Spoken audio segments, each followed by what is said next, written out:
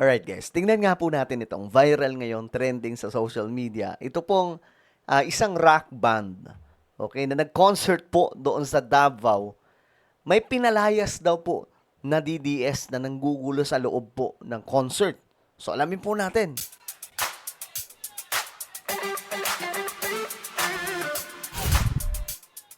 So isa pong DDS di umano ang hindi nakapalag. Matapos sa magsisisigaw sa loob po ng auditorium sa isang concert, mga sangkay, ng isang sikat na banda. Ito po ay ang Wolfgang. Ngayon, tingnan po natin kung ano nangyari kasi kumakalat po itong mga video ngayon sa social media, mamira. Pinalayas daw eh. Anyway, bago tayo magtuloy-tuloy, sa mga hindi pa po dyan nakakapag-subscribe sa ating YouTube channel, i-click nyo po yung subscribe na makikita po sa baba ng video na to. I-click po ang bell at i-click nyo po yung all. Sa mga nanonood naman po sa Facebook, syempre, i-follow nyo po yung ating Facebook page. Okay. Ngayon, ito po mga sangkay. Nag-search po tayo. Ang dami pong nag-upload nito. Isang DDS sa taga Davao City na may lamang basura ang bunganga, pinalayas mismo. Basti, vocalist ng bandang Wolfgang, at inayunan din ng mga taga Davao City na palabasin ang sumisigaw na tukmol. Sino kaya ito mga sangkay? Okay, ito. Davao City DDS pinauwi sa concert ng sikat na banda. Sumigaw ng FUBBM. Ang problema kasi dyan, hindi naman po yan Hindi naman po yan ano tawag dito? Hindi po yan pampolitika na concert eh. Ano yan eh, concert, rakrakan sila dun eh, mga sangkay, kaso nga lang may nanggulo. Maraming video na kumakalat. Ito po yung isa, mga sangkay, tingnan po natin. Ito po yun. Yan. FUBBM, narinig nyo? Nagsigawan pa. Ayan na. Nagsigawan. Nung una, tuwang-tuwa muna yung mga taga Davao, kaya nga lang, may nagsalita. Ito na yung vocalista. We don't give a shit about that tonight, man. Ni-real talk siya kaagad. We're just here to make you forget about all that shit tonight. Andito tayo para kalimutan lahat ng yan. Nandyan sila para makipagsaya. Nagsigawan yung mga taga Davao. I'll tell you this, everybody's lying to all of us, man. Everybody, you know. So fuck that. Tonight, we're gonna tell you the truth.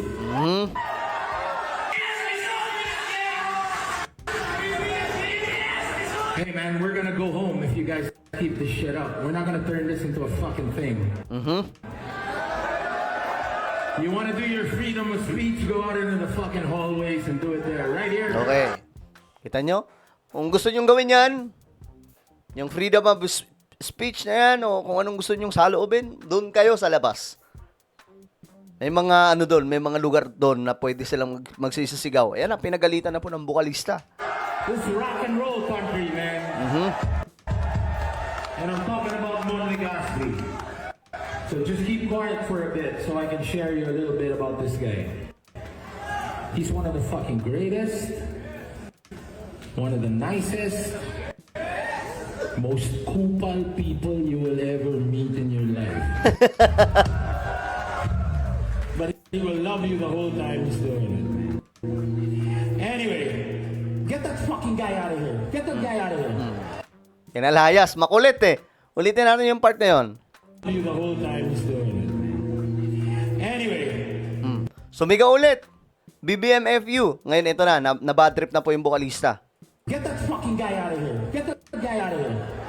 Makulit ka. Umalis ka na nga. Umalis ka na nga. Saan ka? Magpakita ka na ngayon. Pinauwi. Mismo mga taga Davao. Sinuportahan mga sangkay yung sinabi ng bukalista. Uwi.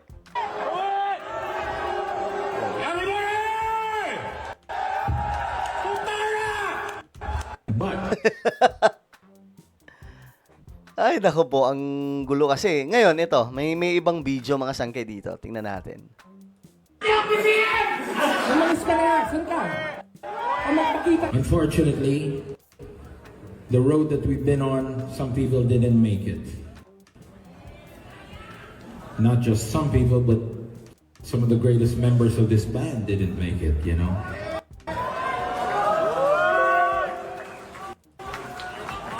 Nagsasalita, iniistorbo siya eh. And it's unfortunate because, you know, he's missed. But,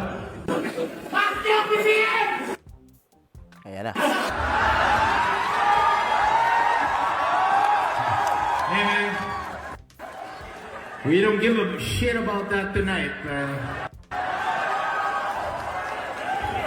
We're just here to make you forget about all that shit tonight. So.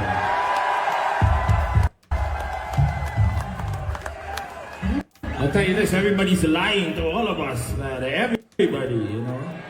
So fuck that. Tonight, we're gonna tell you the truth. And the truth is, Mr. Mon Legaspi is no longer here with us.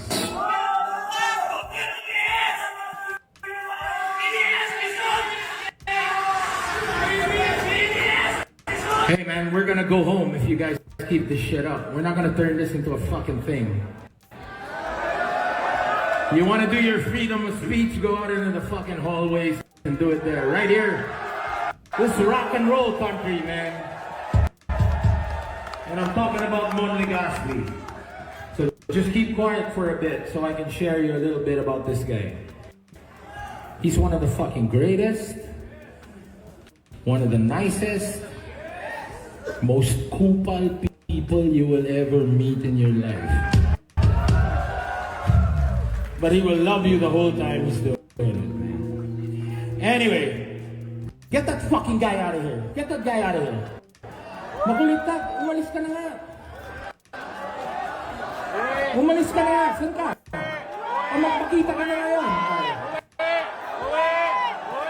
Kulit eh, no?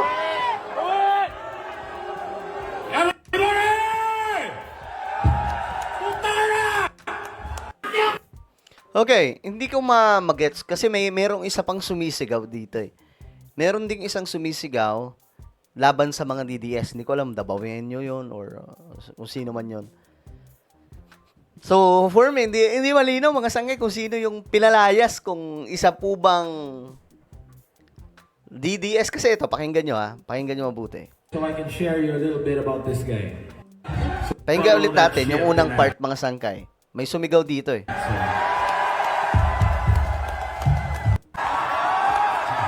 Yung unang sumigaw dito, DDS, tingnan nyo po. Some of the greatest members of this band didn't make it, you know?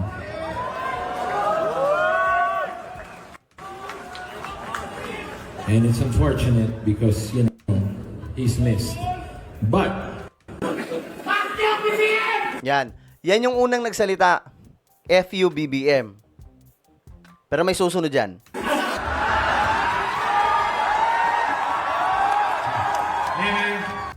Yan, sinaway siya dito. Sinaway kaagad. Pinagalitan. we don't give a shit about that tonight, man. We're just here to make you forget about all that shit tonight, so.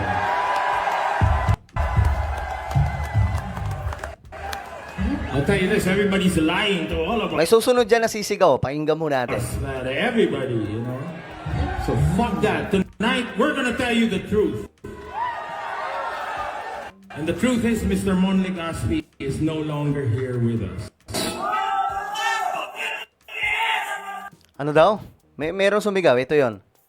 The truth is, Mr. Mon Legaspi is no longer here with us. DDS, okay. May sumigaw. DDS. Pisot daw po. May sumigaw. Ito yon. With us.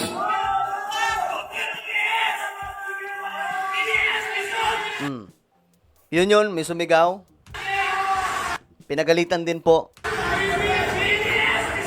Inulit pa. DDS, pisot. And we're gonna go home if you guys keep this shit up. We're not gonna turn this into a fucking thing. So sinaway na po ng bokalista kasi may nag-aaway na eh. maka-BBM at isang DDS. Yung unang sumigaw, FU BBM, to sumunod, DDS Pisot, doon na mga sangkay. Nagkakaroon na po ng tension sa loob. Kaya nagalit na po ang Do bokalista. your freedom of speech, go out into the fucking hallways and do it there, right here. This is rock and roll country, man. And I'm talking about Mon Legaspi. So just keep quiet for a bit so I can share you a little bit about this guy. He's one of the fucking greatest. Uulitin pa yan eh. Pakinggan nyo yung salita na sasabihin yung sumigaw. One of the nicest, most kupal people you will ever meet in your life. But he will love you the whole time he's doing it. Anyway, get that Yun. Pakinggan nyo ulit Dito nagalit eh. But he will love you the whole time he's doing it. Anyway, Yun. Sinigaw ulit mga sangkay yung DDS Pisot. Ulitin natin para mas marinig po ninyo.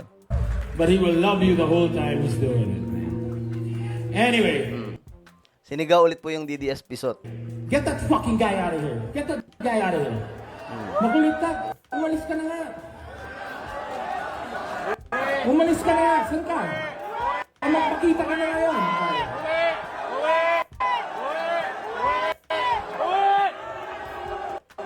Everybody! Okay, so yan ang nangyari mga sangkay. Yung content kasi, sabi, isang DDS ang pinalayas. Pero, kung papanoorin mo yung video, mga sangkay buo, mukhang dalawa sila. Magdalawang magugulo na nasa loob, mga BBM at mga DDS. Well, pagka ganito sanang concert, irespeto po nila, no? Kasi concert to eh. Di naman yan na pagtitipon ng politiko eh. Alright? So ano po ang inyong opinion? Comment down below. Ano po ang inyong analysis tungkol po dyan sa kaganapan na yan? I-comment nyo po sa ibabang inyong mga opinion. Mayroon po tayong YouTube channel. Ito po ay Sangkay Revelation. Hanapin nyo po ito sa YouTube ngayon din. Magaganda po yung ating content dito. Alright? Hanapin nyo po sa YouTube. Kapag nakita nyo na, i-click nyo po yung subscribe, i-click ang bell, at i-click nyo po yung all. Ako na po ay magpapaalam. Mag-iingat pong lahat. God bless everyone.